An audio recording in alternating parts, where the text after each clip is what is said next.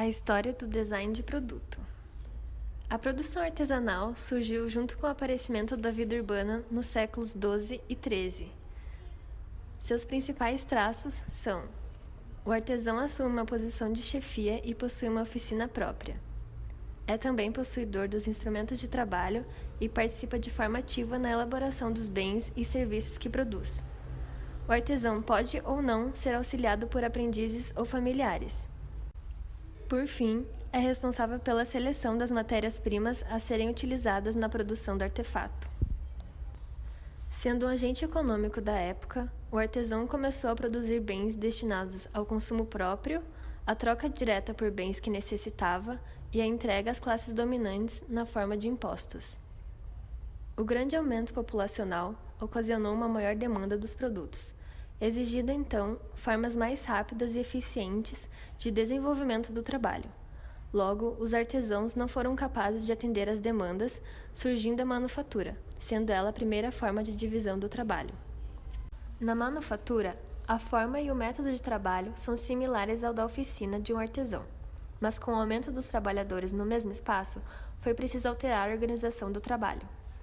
Tal organização contava com a entrada do capital no processo produtivo, na propriedade das ferramentas e nas matérias-primas, o controle e venda da produção realizados pelo proprietário do capital e a criação de horários e da divisão do trabalho. Nos séculos XVI e XVII, a expansão comercial internacional trouxe um acúmulo de riqueza para a Inglaterra capaz de financiar o progresso das indústrias.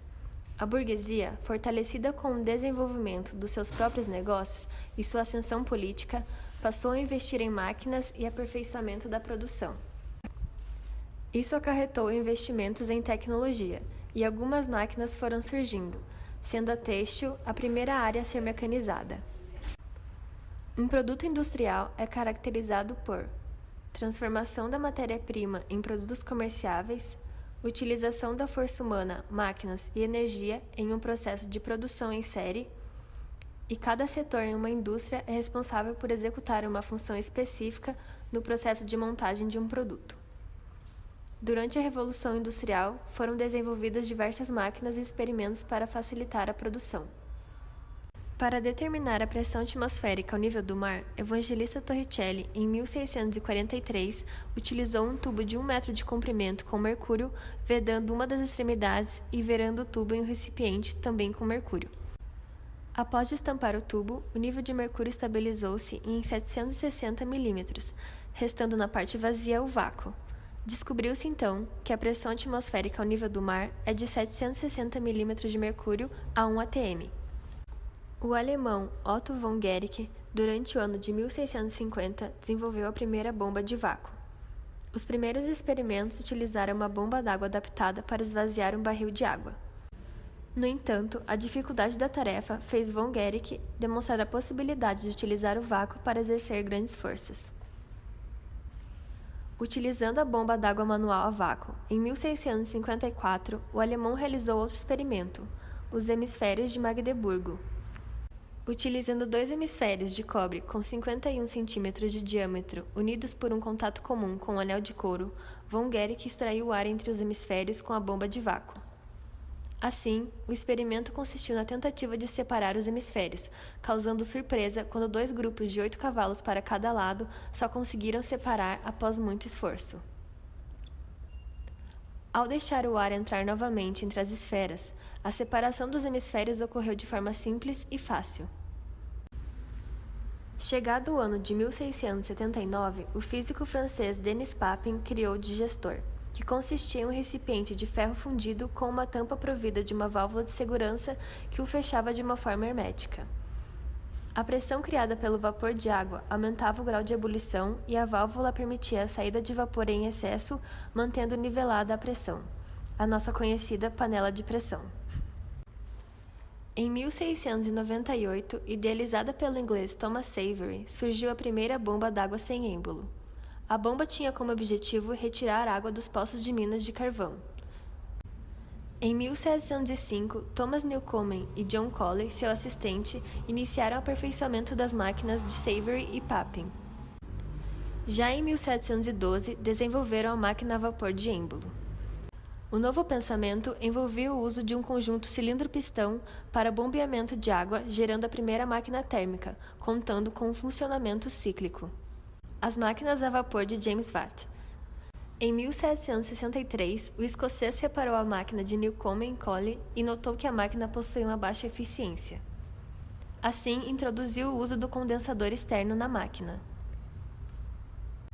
Durante o ano de 1769, Watt utilizou o princípio de ação dupla em que o vapor é primeiramente utilizado sobre uma das faces do êmbolo e depois sobre a outra. Incorporou também o método de conter vapor quando o cilindro estava parcialmente cheio, permitindo a expansão do vapor e completando o movimento do êmbolo, o que ficou conhecido como cilindro de expansão simples. Watt prosseguiu aperfeiçoando as máquinas, resultando na criação da máquina rotativa de ação dupla em 1782. Uma outra otimização da época foi o sistema solar de engrenagens planetárias em 1781, caracterizado por um sistema transmissor de forças. A força cinética operada pela engrenagem planetária é obtida a partir de um sistema composto pela engrenagem solar e pelas engrenagens planetárias que a orbitam, de maneira a resultar em uma interação sincronizada entre seus dentes. Tais engrenagens estão presentes em automóveis, máquinas e turbinas. Industrialização e design. Em decorrência da Revolução Industrial, o processo de produção sofreu uma separação total da idealização e da execução dos produtos. No entanto, isso não implicou necessariamente na melhora da qualidade de produção, visto que os produtos eram copiados e não projetados por um profissional dedicado. Assim, as qualidades formais do produto eram perdidas. Logo, surge a necessidade de desenvolver um conceito formal para a produção industrial.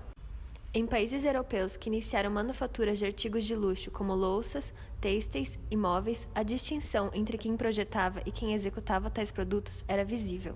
O artista era contratado como projetista a fim de desenhar um objeto, que posteriormente era executado pelos mestres artesãos em suas oficinas. Já a partir do século XVIII, indústrias de iniciativa privada passaram a adotar também o sistema de divisão entre a idealização e a fabricação, surgindo assim o papel do designer. Isso permitiu a fabricação em massa dos produtos ao passo em que ocorriam suas evoluções e otimizações, tanto tecnologicamente quanto nas relações das suas características formais.